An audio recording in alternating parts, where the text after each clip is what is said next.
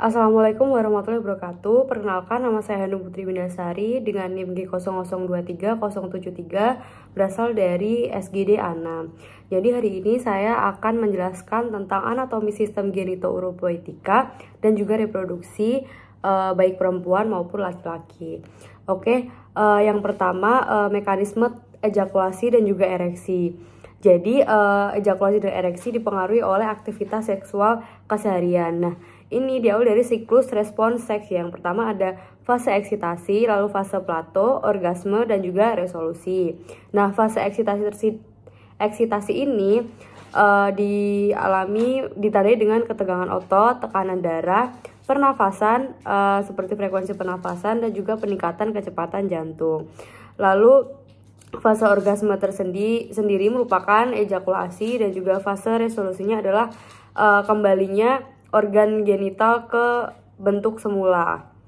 Nah, selanjutnya dari penis sendiri ada rangsang somatik dan non somatik ya. Inervasinya dari nervus cavernosa, corpus spongiosum, dan corpora cavernosa yang berperan. Lalu untuk point and shot yaitu ereksi yang disebabkan oleh saraf parasimpatik dan juga ejakulasi yang disebabkan oleh saraf simpatik. Nah, ini mekanismenya. Yang pertama rangsang diproses di area preoptik medial dan nukleus paraventricularis, hipotalamus, dan juga hipokampus. Lalu impuls parasimpatis lewat segmen sakralis 2-4 ke efektor, lalu melepaskan oksida nitrat, mengaktifkan enzim guanylyl siklase, lalu mengaktifkan guanosin monofosfat siklik, dan melebarkan arteri penis dan jalinan trabekula otot polos. Lalu selanjutnya aliran darah ke penis bertambah dan sinusoid cavernosa melebar atau biasa disebut dengan area cavernae yang mengalirkan arteri helicinae saat terjadi ereksi. Lalu jaringan erektil menggembung, penis keras, dan hal tersebut juga dibersamai oleh glandula uretra dan glandula bulba uretra yang menyekresi lendir untuk mukus ya. Oke, selanjutnya ada mekanisme ejakulasi. Ejakulasi sendiri itu dipengaruhi oleh syaraf simpatis. Dibagi menjadi dua, yaitu emisi dan juga ejakulasi sendiri. Emisi merupakan substansi ejakulasi dari OGM interna menuju uretra ostium ductus ejaculatorus pada uretra pars prostatica.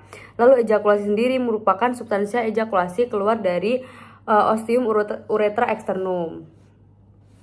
Lalu selanjutnya saraf simpatis pada emisi. Nah, ini berpusat pada refleks medula spinalis melepas impuls simpatis, lalu ke segmen torakika 12 hingga lumbal 2, lalu ke organ genitalia lewat plexus hipogastrik dan plexus saraf simpatis pelvis, lalu menimbulkan dua kontraksi, yaitu yang pertama ada pada kontraksi vas deferens dan juga kontraksi otot glandula prostat dan glandula seminalis. Nah, pada kontraksi vas deferens ini menyebabkan sperma keluar dari uretra interna, lalu ke cairan prostat dan seminalis keluar dari uretra. Lanjut, tadi dari kontraksi otot glandula prostat dan glandula seminalis juga mengeluarkan cairannya, yaitu cairan prostat, dan hasil akhirnya berupa sperma, cairan prostat, seminalis, lendir, bulba uretra tercampur membentuk semen di uretra interna. Lanjut ke syaraf simpatis pada ejakulasinya.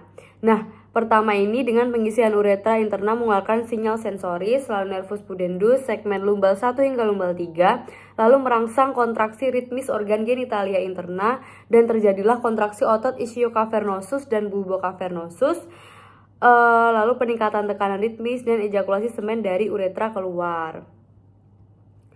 Oke, lanjut ke pembahasan yang kedua adalah kelenjar-kelenjar apa saja yang bekerja pada saat ereksi, ejakulasi, dan juga fungsinya. Nah, ini ada 3 kelenjar, yaitu vesicula seminalis, glandula prostata, dan juga glandula bulba uretra.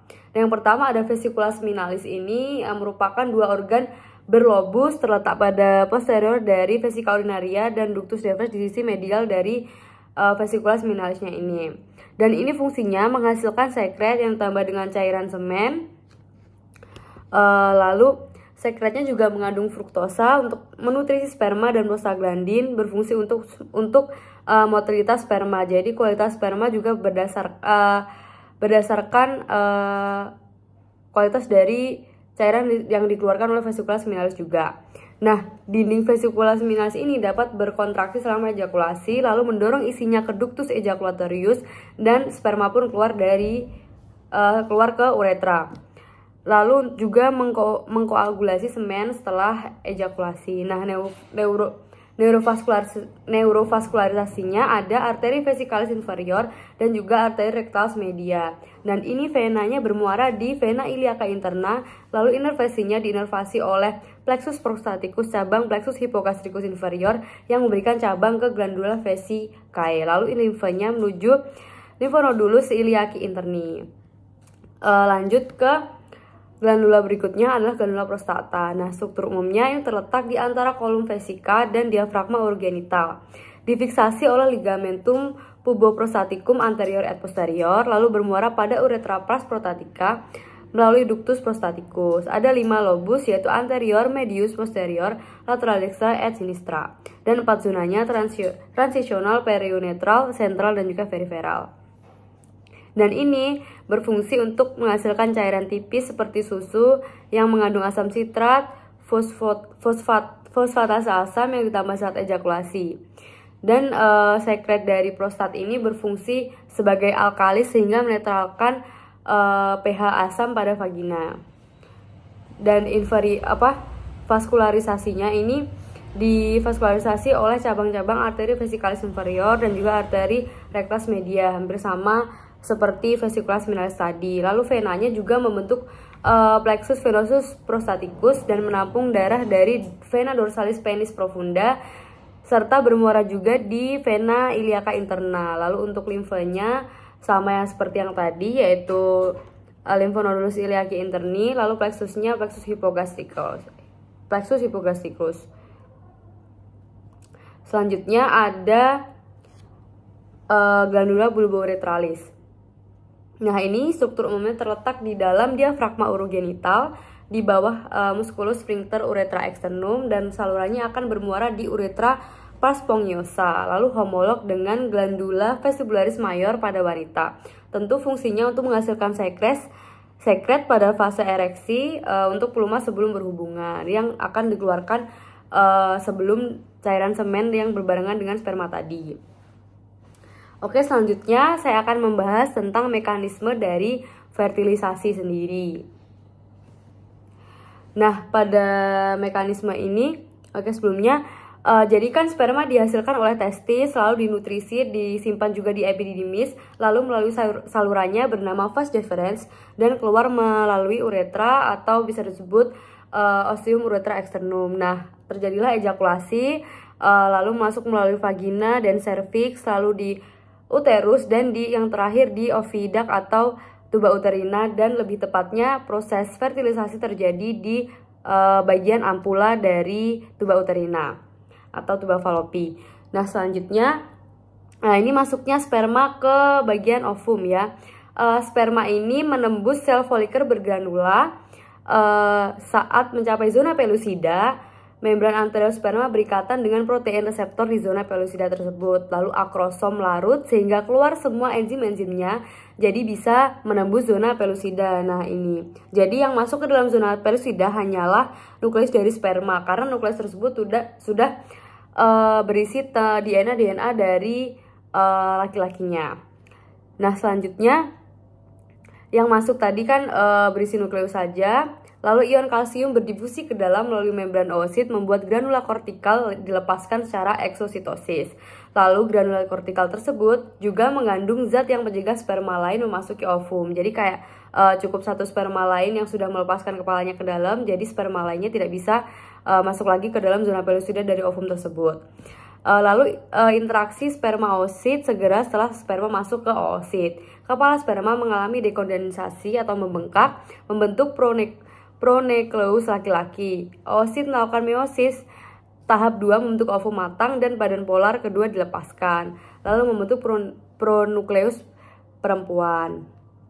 Nah, pronukleus laki-laki saling berikatan dengan pronukleus perempuan sehingga terbentuk komplement utuh, yaitu 46 kromosom, dan ovum mulai membelah menjadi zigot. Oke. Nah, ini kepala sperma kan berkondensasi untuk laki-laki, lalu oosit melakukan meiosis tahap 2 membentuk ovum matang. Nah, ini dan 23 kromosom pronukleus dari laki-laki berikatan dengan dari perempuan, lalu membentuklah komplement utuh 46 kromosom.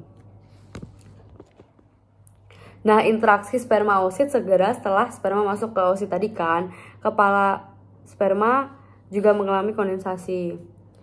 Oke, lanjut ke transport zigot dan juga nidasi atau implantasi. Nah, zigot ini bergerak disertai pembelahan atau blastokista ya namanya. Bisa bergerak karena epitelnya bersilia, lalu arus cairan lemah dan kontraksi lemah tuba uterina. Nah, durasi dari fertilisasi hingga ke nidasi ini sekitar hari 5 hingga 7 hari. Nah, ini adalah proses nidasi zigot ke endometrium uterus. Nah, ovulasi dan fertilisasi dihitung sebagai hari pertama karena kan umur oosit sebetulnya hanya 12 hingga 24 jam. Jadi fertilisasi pasti terjadi pada waktu kurang dari 1 hari setelah ovulasi. Nah, kemudian bergerak ke uterus sambil membelah sampai tahap yang saya sebutkan tadi, blastokista. Itu kurang lebih ada 100 sel sampai di uterus menetap selama 1-3 hari. Nah, oleh karena itu makanan dari zigot didapatkan dari sekresi endometrium yang disebut susu uterus. Lalu nidasi ke endometrium uterus terjadi pada hari ke-5 hingga ke-7. Nah, gambar yang di bawahnya itu dijelasin cara blastokista yang ini. Bisa ke nidasi ke endometrium. Lalu permukaan blastokista ada sel-sel trophoblast. Sel-sel ini mengekskresikan enzim proteolitik. Nah, enzim proteolitik ini mencerna dan mencarikan sel-sel endometrium uterus yang berdekatan sama blastokista. Nah, sel-sel trophoblast bisa deh masuk ke endometrium. Nidasi pun berhasil, lalu sel-sel trophoblast dari blastokista ini dan endometrium akan berproliferasi dengan cepat nantinya membentuk plasenta. Oke, baik. Ke pembahasan selanjutnya, perjalanan urin sendiri. Kita langsung lanjut ke urepoetika, yaitu perjalanan urin.